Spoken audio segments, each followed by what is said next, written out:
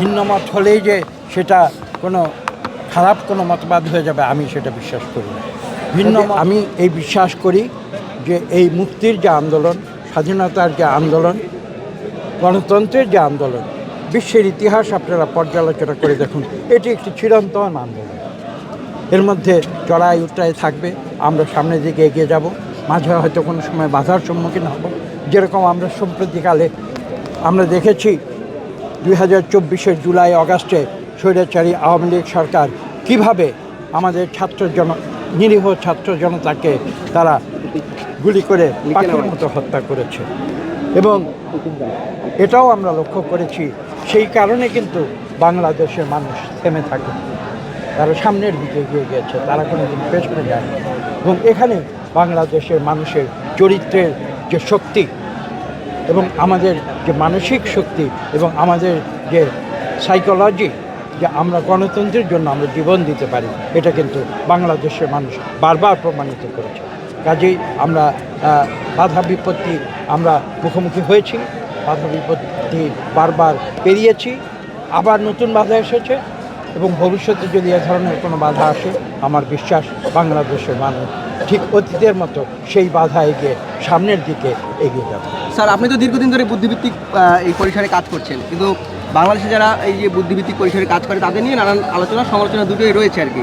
কিন্তু এখন যারা এই যে নতুন বাংলাদেশ বিনির্মাণে বুদ্ধিজীবীদের আসলে কতটুকু ভূমিকা রাখার প্রয়োজন, বা 24-এও আমরা যাদের দেখেছি যারা বুদ্ধিজীবী হিসেবে ভূমিকা পালন করছে তাদের অনেকের ভূমিকায় প্রশ্নবিদ্ধ, সেই জায়গা থেকে নতুন বাংলাদেশ বিনির্মাণে আসলে বুদ্ধিজীবীদের ভূমিকাটা কেমন হওয়া উচিত, বা এই প্রশ্ন কেন থাকে তাদের নিয়ে? দেখুন, আমরা প্রায় 20 কোটি দেশের মানুষ, এখানে ভিন্ন মত থাকতে পারে। সব মতই যে ভিন্ন মত হলেই যে সেটা কোনো খারাপ কোনো মতবাদ হয়ে যাবে আমি সেটা বিশ্বাস করি না। টানা তৃতীয়বার অর্জন করেছে দেশের সেরা সুপার ব্র্যান্ড স্বীকৃতি বসুন্ধরা টিস্যু। ভিন্ন মতকে একটি গণতান্ত্রিক প্রক্রিয়ায় আমাদের ব্যবস্থাপনা করতে হবে, সেই বিশ্বাস আমি করি, যেহেতু আমি গণতান্ত্রিক বিশ্বাস করি। আমাদের যেটা দেখতে হবে যে যারা ভিন্ন মত দিচ্ছে তারা মৌলিকভাবে কোনো অন্যায় কথা বলছে কিনা বা কোনো বেআইনি কথা বলছে কিনা সেটা, এবং সেই একই কারণে মাঝে মাঝে প্রশ্ন আসে। আপনার প্রশ্নের যে অন্তর্নিহিত অর্থ সেটা আমি বুঝতে পারছি।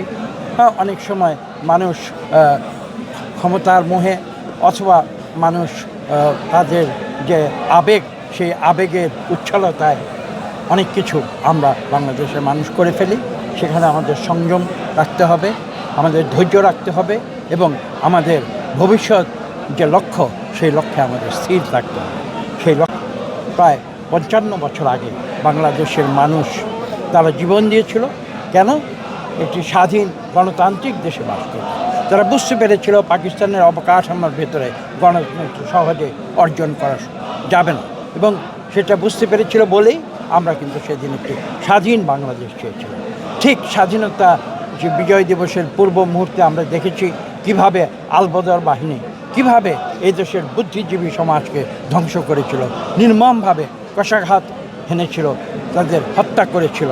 তারা ভেবেছিল হয়তো তারা মুক্তিযুদ্ধে পরাজিত হয়েছে, কিন্তু তারা হয়তো বুদ্ধিজীবী সমাজকে হত্যা করে দিয়ে বাংলাদেশের যে অগ্রগতি সেটা রুখে দেবে। কিন্তু আজ আমরা প্রমাণ করেছি যে তাদের সেই যে প্রত্যাশা সেটা ভুল ছিল, সেটা মিথ্যা ছিল, সেটা অন্যায় ছিল।